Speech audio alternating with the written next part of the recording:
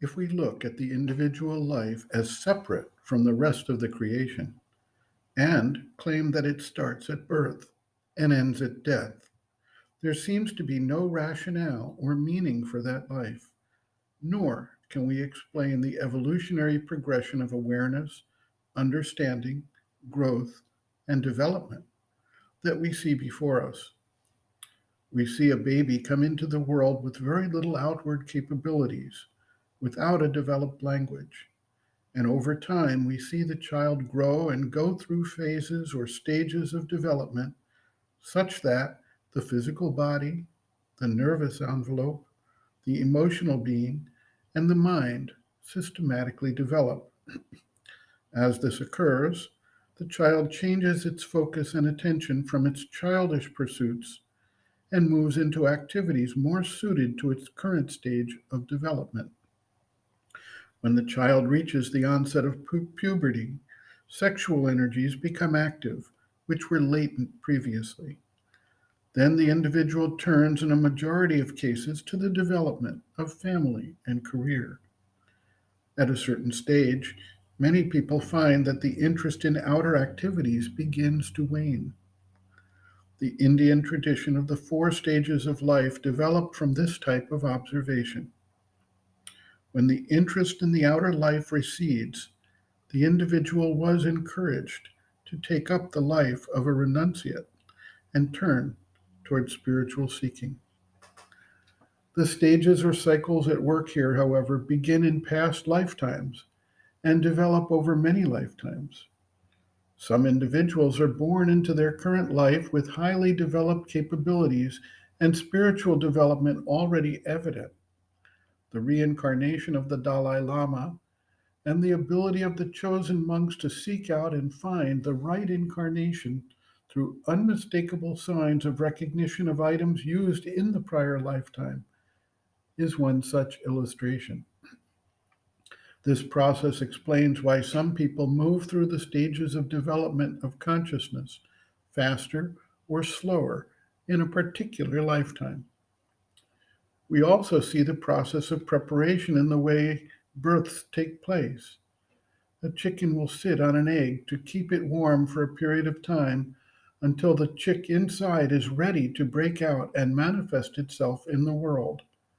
Similarly, mammals, including human beings, nurture the fetus in the womb until it is ready to be born. At the right time, the birth process begins. The manifestation of the spiritual aspiration and the turning of the attention to spiritual things is similar in many ways to these cycles. It occurs when there is a readiness in the being, and then there is sometimes a specific factor that breaks open the concealment and allows the soul to come forward. Thus, there is a combination of the readiness of the soul and the pressure from the outside that creates the conditions for the spiritual aspiration to take hold in the individual. For some, this is simply a natural growth process. For others, it may need a force applied, such as some great sorrow or disillusionment in the accomplishments possible in the world. Sri Aurobindo observes, quote, "The greater and greater awakening of consciousness and its climb to a higher and higher level and a wider extent of its vision and action is the condition of our progress towards that supreme and total perfection which is the aim of our existence. All yoga is in its nature a new birth. It is a birth out of the ordinary, the mentalized material life of man, into a higher spiritual consciousness and a greater and diviner being. No yoga can be successfully undertaken and followed unless there is a strong awakening to the necessity of that larger spiritual existence. The soul that is called to this deep and vast change may arrive in different ways to the initial departure.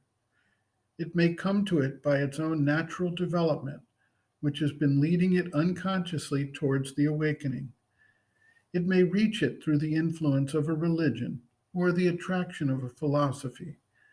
It may approach it by a slow illumination or leap to it by a sudden touch or shock.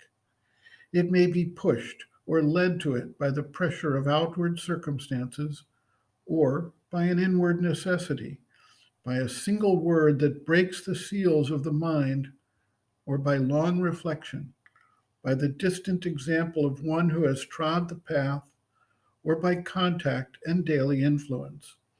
According to the nature and the circumstances, the call will come. End quote. Reference Sri Aurobindo and the Mother, Growing Within the Psychology of Inner Development, Chapter 2, Awakening of Consciousness, pages 16 to 17.